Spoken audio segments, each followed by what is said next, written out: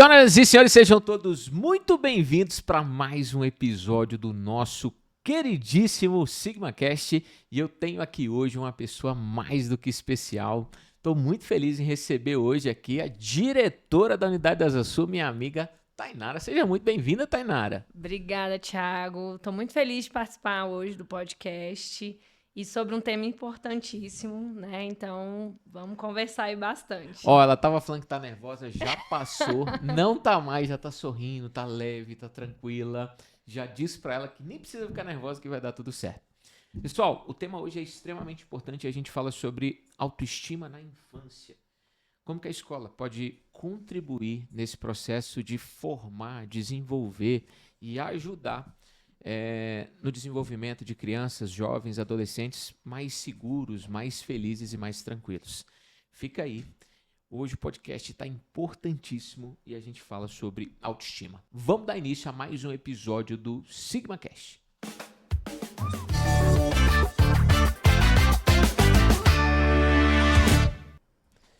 Tainara, vamos lá. Então o tema é denso, o tema é importantíssimo e nós educadores, que nós estamos lá todos os dias com eles, a gente consegue ver isso.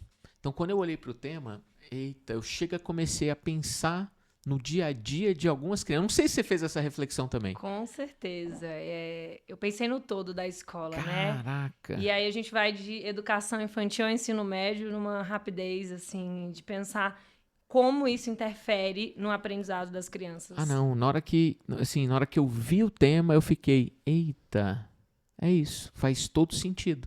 Como assim que eu vou cobrar todo o aprendizado, todo o desenvolvimento? Como assim eu vou cobrar toda a performance se essa criança, se esse jovem, se esse adolescente não conseguiu ter um autoconhecimento suficientemente grande para desenvolver sua própria estima?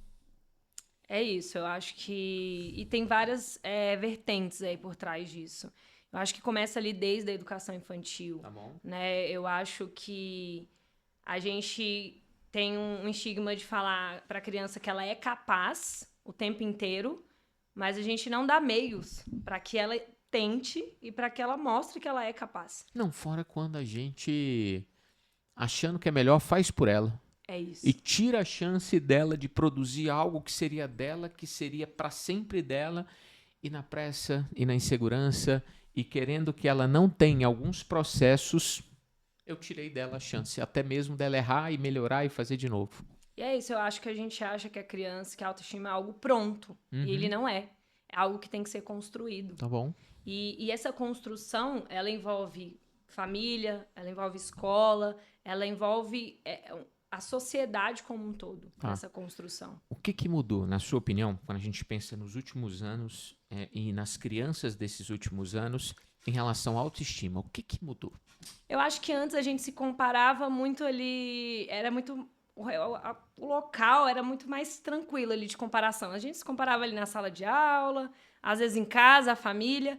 Hoje não, hoje a gente tem as redes sociais, hoje a gente tem a tecnologia que veio aí com tudo. Então hoje as crianças, elas se comparam o tempo inteiro. Entendi. Então, assim, hoje eu acho que deu uma ampliada nesse repertório, assim, de comparação. E você acha que nesse processo de comparação das crianças, as famílias se comparam também? Com certeza, porque hoje a gente tem muita questão de buscar ser uma família perfeita. Aquela né? do comercial, né? A gente tem a família da margarina, né? De seremos perfeitos, né? E a gente precisa entender que cada família tem a sua cultura, cada família tem a sua característica. E talvez cada um, quando age tentando oferecer o melhor que tem para aquele momento. É isso. Então, eu duvido que alguém, quando passa da conta ou quando diminui, não está tentando acertar. Não está tentando fazer com que seja a melhor experiência possível para o filho, até mesmo melhor do que a que ele teve antes. E, às vezes, a gente erra mesmo assim, né? Não, com certeza. E eu acho que, assim, dentro da escola, a gente tem a oportunidade de criar essas experiências e de mostrar para esses alunos essa segurança, essa autoconfiança, né, que é construída aos poucos. E não é fazer por ele, é dar a oportunidade dele vivenciar as experiências e mostrar que ele é capaz. Gosto muito disso. E quando você pensa, assim, você está falando da sociedade atual, eu estou gostando que você está conseguindo falar de crianças, mas você também está olhando para a família e eu queria muito essa abordagem. Você acha que a gente está com uma geração, seja de adultos ou crianças, mais insegura emocionalmente? Acho, com certeza. Eu É. acho que hoje as pessoas têm medo de errar. E o erro, ele precisa fazer parte do processo. E às vezes a gente veda, a gente não quer que isso aconteça. Então a gente busca cobrir os erros. Não, a gente não vai errar, a gente não vai errar, a gente não pode errar. E isso acaba tirando todo esse processo. O erro, ele faz parte da construção da nossa autoestima, da nossa segurança, da nossa capacidade de acreditar que nós somos capazes. Qual que é o sinal, Tainara, quando eu penso, e vamos pensar primeiro em crianças. Crianças do infantil, dos anos iniciais ali, primeira infância, ainda crianças menores. Quais são os sinais de baixa autoestima? Como é que, assim, em casa, pô, eu queria entender se o meu filho pode estar com esse negócio, pode estar tendo sinais disso. Como que ele olha? Eu acho que é silencioso. A gente precisa ter muito cuidado com isso. Mas, geralmente, em pequenas falas, eles demonstram, em pequenas atitudes, como eu não dou conta, eu não tenho interesse, eu não quero tentar. Porque eles já entram numa vertente de que eu não sou capaz. Eles colocam a dificuldade como uma incapacidade. Eles começam a enxergar assim, não é porque é difícil, é porque eu não sou capaz. E aí ele acaba quase se bloqueando, né? De nem querer tentar. E eu não querer tentar faz com que eu me sinta mais inseguro, menos confiante desse processo como um todo. E por que que, de maneira geral, tem tanta gente que hoje, e aí, de novo, pessoal, a gente está, sim, olhando para crianças, mas vamos também pensar nos adultos. Porque tem coisa que acontece com o adulto. Por que que tem gente hoje que desiste tão fácil de coisas que inicialmente eram importantes? Por exemplo, eu acompanho e sou professor da terceira série do ensino médio. E tem um monte de gente que, quando entra no ensino médio, tem a ideia de um curso. Na hora que precisa aumentar a dedicação para esse sonho se tornar possível, ele decide pelo caminho mais fácil.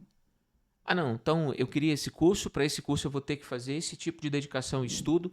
Ao invés de eu aumentar o meu esforço e a minha dedicação, eu mudo rota, mudo meu sonho e eu me contento com outra coisa às vezes para não ter que viver esse nível de dedicação. Por que a galera anda assim, desistindo tão rápido? Eu acho que isso tá atrelado um pouco a essa autoconfiança. Que tá dele abalada. acreditar. Então, assim, tá abalado. Ele acredita que, tipo assim, eu vou fazer o mínimo ali naquele momento porque já é o suficiente.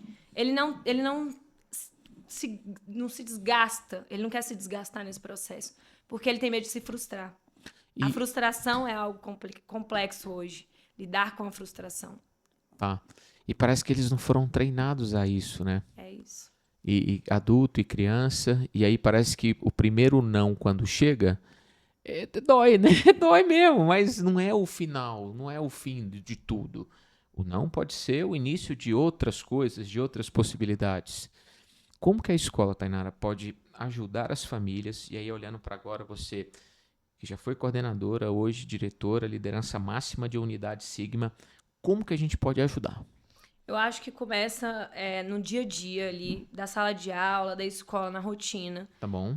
A professora, quando ela traz a importância do erro, que é a escola como um todo, né? Mas eu acho que o papel do professor nesse momento, ele como é que eu essencial. oriento esse cara que está lá na sala de aula, às vezes com um tempo muito grande de exposição com esse aluno, de estímulo, como eu oriento assim, pô, faz isso por essa criança, dá chance para essa criança, ou então assim, não faz isso de jeito nenhum, por favor. Eu acho que assim, a primeira coisa é o sentar junto, é o olhar individualizado do professor, no sentido de vamos sentar junto e entender que o erro ele vai fazer parte. Nós precisamos errar e mostrar que o erro ele tem como a gente apagar ali e voltar e fazer de novo. E nem que seja necessário a gente fazer 1, 2, 3 vezes. Não, e tem diferença, né? Quando você e a gente, professor, educador, quando a gente corrige e quando a gente desvaloriza algo de alguém. É isso. Como que eu ensino essas pessoas, sejam pais ou professores, a caminharem melhor nisso? Pô, eu não quero que você só fale que é obra de arte e bata a palma. Mas eu também não quero que você só desvalorize o esforço do outro. Como que ele fica num meio termo? Eu acho que é sempre colocar a intencionalidade no processo. Tá Ali. bom. Eu acho que quando você traz a intenção daquilo que está sendo feito, muda. Se cria uma conexão, gera aprendizado, gera pertencimento. A gente fala muito sobre pertencer, né? Eu acho que a autoconfiança, a autoestima, ela está muito nisso, no sentido de pertencimento também. Quando ele se sente pertencente àquele processo, àquela atitude, aquele erro também, ele começa a ver as coisas de forma diferente. Aquilo clareia o caminho dele. E como previsibilidade é importante, né? Assim, tipo, clareza nas certeza. coisas. Porque imagina, ó, você vai fazer isso aqui, se a gente errar, a gente vai fazer de novo, se a gente acertar, a gente vai para esse outro caminho aqui. Sabe quando você começa a fazer quase organogramas para sua vida? Sim. Ah, isso aqui se sim para cá, se não, volta para cá. Por que a criança, assim, sofre tanto com isso? Por que às vezes o adulto não é tão claro em mostrar para ela que não é o fim? É porque muitas vezes o adulto ele tá muito preso no resultado, né? Ele não tá preocupado no processo, no valor. A gente fala muito isso. Às vezes ele tá muito apegado ao resultado. Tá. E E às pra- vezes cobra de uma forma imediata, É emergencial, quer ver esse trem acontecendo rápido. E para a criança isso se perde no processo porque para ela é muito abstrato ainda a questão do resultado. E aí depois ela fica algo tão mecânico que ela se prende nisso e ela desvaloriza esse caminhar do pensar, do que eu posso ser capaz, eu posso tentar de novo se eu não conseguir. Porque a gente gera muito ali essa questão de eu quero entregar um resultado. Como que a escola, Tainara, pode identificar e até mesmo ajudar alunos inseguros? Lá com você, assim, quando você era professora, depois com você coordenadora, agora você diretora, qual é o seu olhar para o estudante inseguro?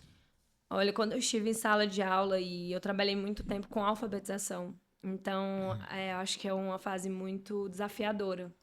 Porque para o aluno entrar dentro desse processo, ele precisa estar 100% seguro. Senão ele não vai caminhar. E algo que eu tinha como premissa, assim, era tirar o conteúdo ali do início e me dedicar muito nessa formação das crianças em relação a essa autoestima, essa segurança. E eu puxava as famílias para o meu lado, mostrando assim. Vai dar certo, Você calma, confia, me ajuda. Isso. E você precisa acreditar, você precisa ir junto comigo. Não adianta a gente achar que vai ser de hoje para amanhã. Tem um processo por trás disso. E não desespera se um começar antes que o outro, calma. Tá tudo bem também. Então, assim, eu trazia muitas famílias e com os estudantes eu era muito assim na fala de vamos, você vai dar conta. E aí eu valorizava cada processo, cada etapa de conquista. Então, assim, em um dia era uma criança que estava ali extremamente segura, mas no outro ela tentou. E a tentativa, mesmo que ela não tenha acertado, era valorizada. Cara, legal. E aí você cria uma criança que ela fala assim, eu posso errar. O que grandes escolas fazem por esses alunos ou fazem para as pessoas que acompanham os seus alunos no que diz respeito à insegurança? O que uma excelente escola faz? Qual que tem que ser a preocupação de uma excepcional escola, igual a nossa? Eu acho que a primeira coisa, ela tem que ter esse olhar individualizado. Tá bom. Né? Eu acho que ela precisa conhecer o aluno. A partir do momento que a gente conhece o nosso aluno, a gente consegue tudo, né? perceber se é uma insegurança, se existe algo por trás que está incomodando. E aí é começar a gente a atuar de acordo com a individualidade ali de cada um.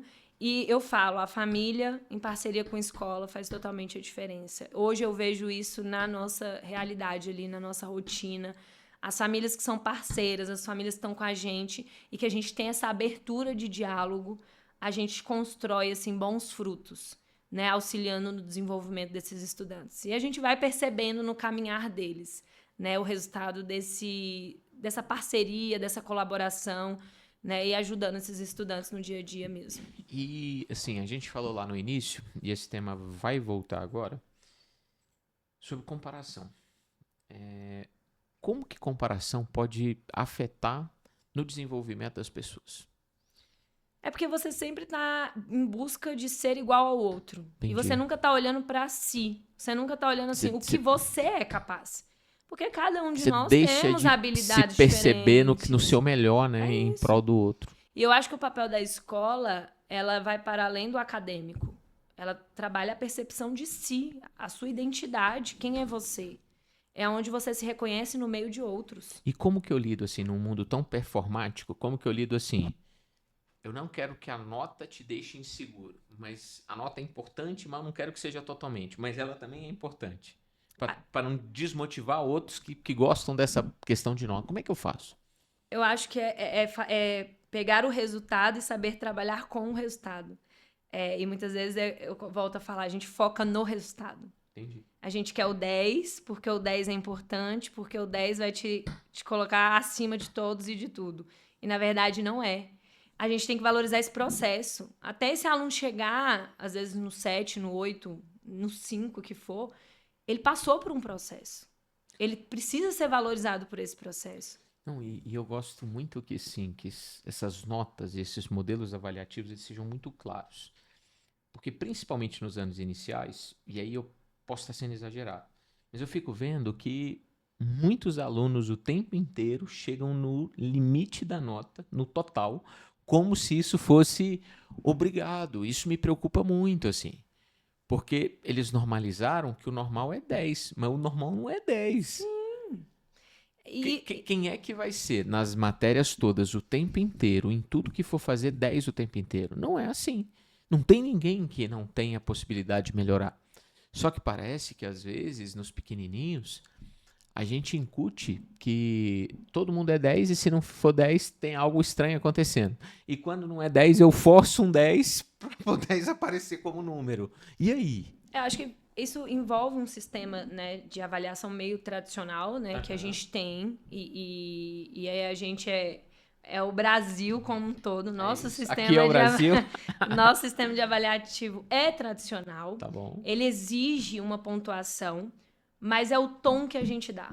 Eu vejo porque na convivência ali com famílias, a gente percebe a família que valoriza o esforço e a família que valoriza a nota. Entendi. São crianças que estão extremamente ansiosas quando eu tô ali priorizando a nota.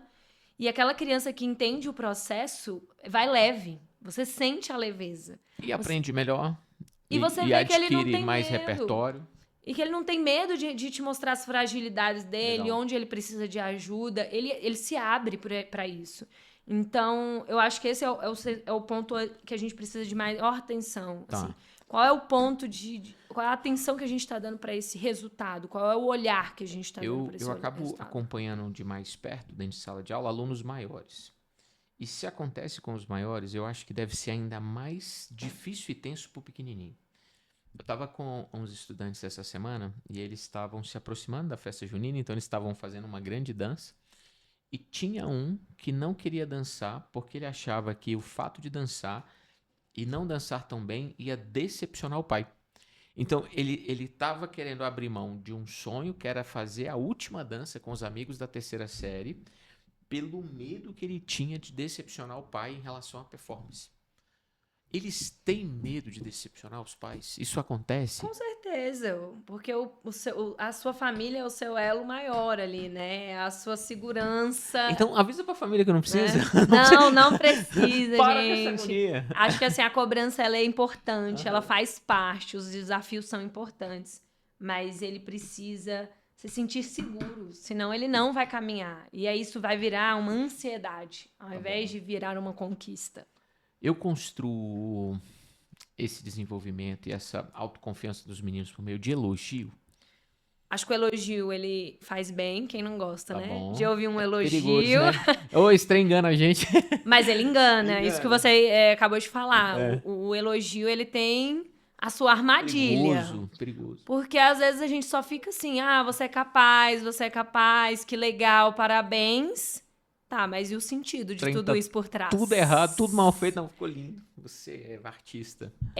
Aí às vezes a gente tem medo também de validar esse processo de o que a gente precisa melhorar. E eu falo nós como um todo também. Eu acho que adultos, crianças, né, adolescentes, muitas vezes a gente veda, às vezes, algumas críticas e a gente coloca os elogios acima de tudo porque é muito mais aceito ali, né, pela sociedade como um todo. Como que eu ajudo pais, professores, adultos que nos acompanham a reconhecer, sem criar uma dependência desse elogio o tempo inteiro. Eu quero reconhecer alguém. Sim. Mas eu não quero gerar nessa pessoa essa sensação de uma autopromoção o tempo inteiro. De bater palma pra ela o tempo inteiro. Como é que eu faço? Eu acho que é mostrar o caminho. Acho que é ter muito claro essa caminhada. De, nossa, você saiu bem aqui porque você fez isso, isso e isso. Continue assim. Mostrando pra ele que não tem um fim. Não existe um fim. Você tá mostrando pra ele que ele pode sempre mais. Entendi. Então a gente aguça essa vontade de eu quero aprender mais, eu quero estar dentro dessa realidade. E em jovens e crianças, e aí pode ser a idade que você quiser, como que eu desenvolvo neles autonomia, mais autoconfiança, mais... Pô, cara, tu é capaz, velho. Vamos lá, vamos pra cima nisso. Primeiro a gente precisa acreditar neles. É. Eu acho que esse é o grande quê da questão, assim. Se a gente não acredita, a gente desmerece eles. E fica muito nítido quando a gente não acredita. Porque a gente vai tentando sempre estar ali em volta deles, tentando equilibrar tudo para que ele não se perca aí nesse processo, né? Essa agora sua me pegou muito. Tem hora que a gente não acredita, né? Isso. Eu acho que esse é o grande, assim, se você não acreditar no seu filho, no seu estudante, no seu colega... E no processo de melhoria que ele pode ter. Você não consegue passar para ele essa segurança. As pessoas precisam ser acreditadas. Nós precisamos ser acreditados. Como ser alguém que acredita? Aí a gente precisa fazer esse exercício. Outro podcast pra falar dele. Não, com certeza. E aí envolve muitos fatores. Né? Porque aí vem também da nossa própria cultura, daquilo que a gente acredita do que como geraram pessoa. na gente, que tipo de experiência, né, trouxeram pra nós. Isso, com certeza. Tá bom. E a longo prazo, pensando que ele vai crescer, pensando que daqui a pouco ele faz uma trajetória de ensino médio na nossa escola, partindo de infantil, vai chegar no ensino médio. Claro. Como que ele se desenvolve, se fortalece enquanto a coisa tá andando, enquanto tá indo? Eu quero que ele se desenvolva. Como que eu faço isso? Eu acho ali, quando a gente entra na fase da adolescência, já tem seus pontos críticos ali que a gente precisa olhar com muita atenção. E eu acho que é o ponto da incerteza. É onde parece que tudo fazia sentido e para de fazer. Tá bom. E a gente se faz muitas perguntas. E aí eu me coloco até na minha época de adolescência, assim, será que eu sou capaz disso mesmo? Será que as pessoas não vão rir de mim? Eu me sentia testada o tempo inteiro. Né? Mas ser testado assim e conseguir dar o passo é tão importante, né? Só que aí eu acho que é essa a diferença. É quando você dá o passo e você vê o seu progresso. Você vê esse reconhecimento. Você vê assim, opa, eu gostei dessa sensação, eu quero mais. E eu acho que é por aí. A gente dar esses passos, a gente valorizar. E eu falo assim, Thiago, hoje lidando mais com os adolescentes, né, após assumir a direção... Como tá sendo legal esse universo. É maravilhoso. Eu tô me relembrando da adolescente, né? E como eles são fáceis de lidar. Às vezes a gente fala, nossa, é muito difícil. Não, e eu tô gostando muito. Zero problema, é muito tranquilo, tô me muito aproximando rápido. muito deles. E eu vejo que são pequenos detalhes. Às vezes é o bom dia, às vezes é o que você tá precisando. É aquele apoio diário, é o olhar nos olhos, né, de cada um ali. E entender que vão ter dificuldades no meio desse caminho. Imagina que o cara tá se formando, no caso da terceira série. Imagina que ele tá achando que ninguém acredita nele. Imagina que mesmo tendo um apoio, às vezes, alto em casa, ele construiu no modelo mental dele de que ninguém acredita nele, de que a família não acredita no sonho dele. E às vezes pode existir casos assim. Então, quando ele escuta dessa escola, desse professor, de alguém que é muito referência, que conhece características reais dele e aponta pontos que são reais e genuínos, o cara fala, caraca, essa pessoa me conhece, essa pessoa me decifra aqui e eu tenho mesmo, eu tenho condição. E é isso, eu acho que... E os nossos alunos hoje, eles cobram da gente essa presença. Sim. Né? Eu falo assim... Eles sentem falta, né? Quando eu me reúno com eles, eu falo assim, gente, essa é a diferença. É você estar presente na vida deles, no dia a dia deles. Muito e eles bem. saberem que você tá ali, né? Muito bem, professor. Gostei muito dessa conversa. Tá vendo? Ela falou que estava nervosa. A mulher está relaxada. Ela fala como se estivesse dando uma aula aqui. Muito bom. A gente está chegando na reta final e sempre na reta final do programa a gente tem um momento que a gente chama de Sigma Dicas. Como você que é especialista e entende mais desse negócio, você fica com 2 dicas, 2 sínteses da conversa que a gente teve aqui hoje e que são os últimos pontos, assim, mais importantes, mais relevantes que as famílias precisam levar. Se ele tiver não entendido nada do que a gente falou, quais são os 2 pontos que ele não pode sair desse episódio de hoje sem entender? Vambora? Vamos lá. Tu fica com 2. Pera, que eu vou chamar a vinheta ainda. Calma, calma. Peraí, acalma o coração. 2 pontos pra você, 1 ponto pra mim. Vem aí, Sigma Dicas.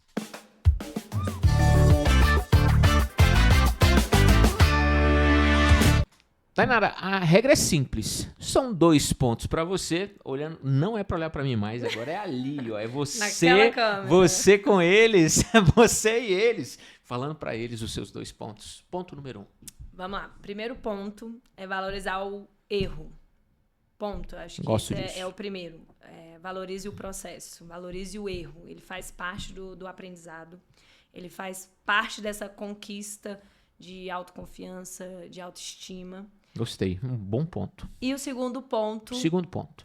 é acreditar sempre no outro, em que ele é capaz. Dar meios para ele mostrar que ele é capaz. Isso é corte de 50 mil acessos. Isso é corte alto. Isso aí brilhou, viu? É isso. Acho que essas 2 aí tem um Tá bom. pacote fechado aí Ó, pra trabalhar essa autoestima. Vou no meu pedindo uma coisa para pais, professores, adultos que lidam com criança. Pode ser que na sua vida as coisas não tenham sido, talvez, tudo da forma que você queria. Então eu só vou te pedir para não reproduzir traumas que aconteceram com você, principalmente no que diz respeito à autoconfiança, à gestão de pessoas, a acompanhar e acreditar em alguém, e aí combina um pouco do que a Tainara falou. Às vezes a gente não sabe 100% tudo do que fazer, então eu vou te dizer o que não fazer. Não reproduza, seja alguém que corta com esses traumas e com esse ciclo, seja alguém que promove outras experiências, outras vivências, seja na relação pai e filho, pai e mãe, filho e mãe, seja na relação professor-estudante, seja na relação adulto que está acompanhando alguém e você que já foi acompanhado por algum adulto. Então, só queria te pedir que, se você tiver muito cuidado, a gente vai conseguir fazer com que jovens, crianças, eles tenham um caminhar muito melhor e muito mais leve. E aí, professora, foi bom? Bom demais. É isso. Excelente. Obrigada. SigmaCast de hoje fica por aqui. Se você quiser acompanhar lá no Instagram, tem SigmaCast toda quarta-feira. A gente também está disponível no YouTube. E além do YouTube, fica disponível no Spotify. Tem que escutar vindo para o trabalho, indo para o trabalho, chegando em algum lugar. A gente está lá nas grandes redes, é só assinar as notificações que chega primeiro para você. A gente fica por aqui. Episódio lindo hoje com a Tainara, SigmaCast.